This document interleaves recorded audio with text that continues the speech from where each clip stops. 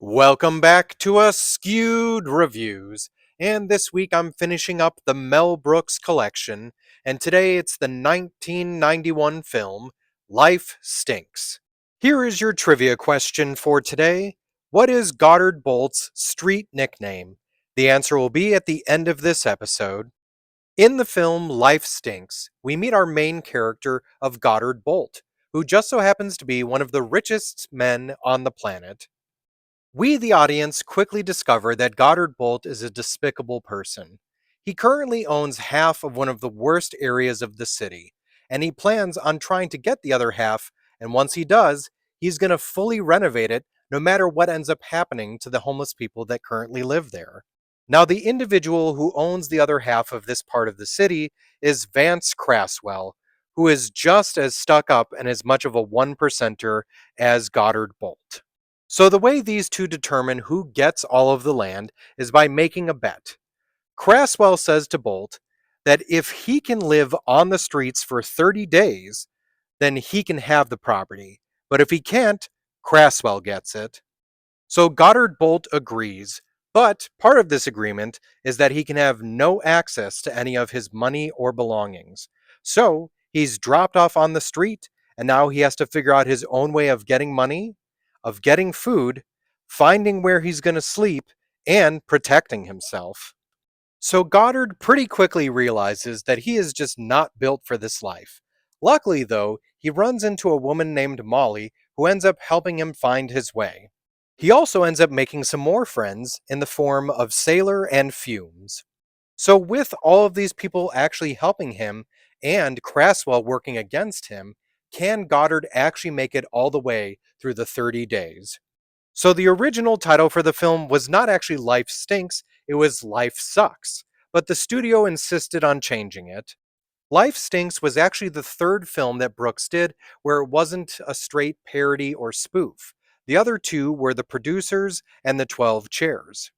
Now, before Brooks's concept became Life Stinks, he wanted to do a parody of Wall Street from 1987, and the film would have been called Money, Money, Money. It also would have had Rick Moranis as one of the main stars, but that was never made, and Life Stinks is what ended up being created instead.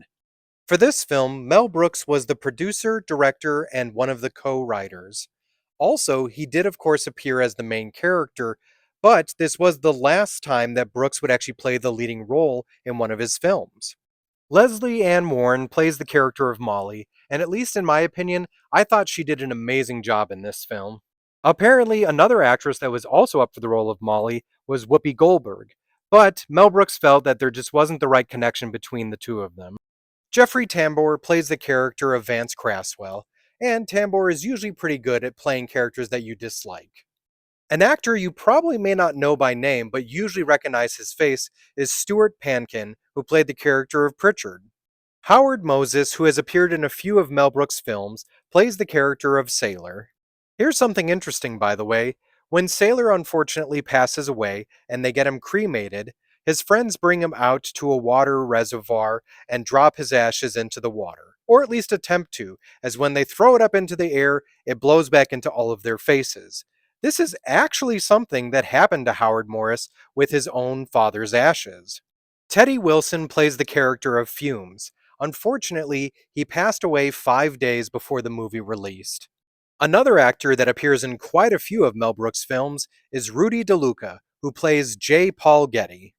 The two violent bums, Mean Victor and Yo, are played by character actors Brian Thompson and Raymond O'Connor.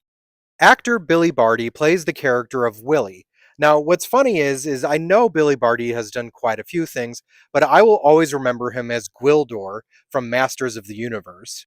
During the excavator fight, you can hear the sounds of monsters battling. This is actually the sounds that were used in the 1976 film King Kong.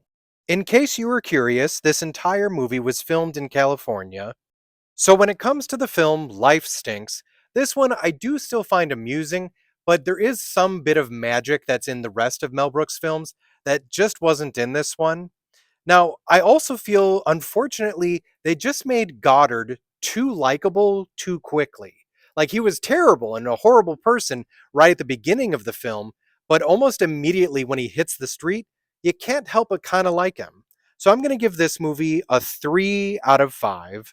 Other movies I recommend checking out if you did enjoy this are Brewster's Millions, Trading Places, Sullivan's Travels, and Up Your Alley. Now it's time for the trivia question from the beginning of this episode. What is Goddard Bolt's street nickname? So when Sailor first meets Goddard Bolt, Goddard has something stamped on his forehead. When Sailor takes a closer look, he notices it's the word Pepto but backwards. And this is apparently because Goddard slept on a box of Pepto Bismol. So from then on, Sailor introduces him to everyone as Pepto. I hope you enjoyed this episode of Askewed Reviews. And if there's a movie you'd like to see get a review, just mention it in the comments.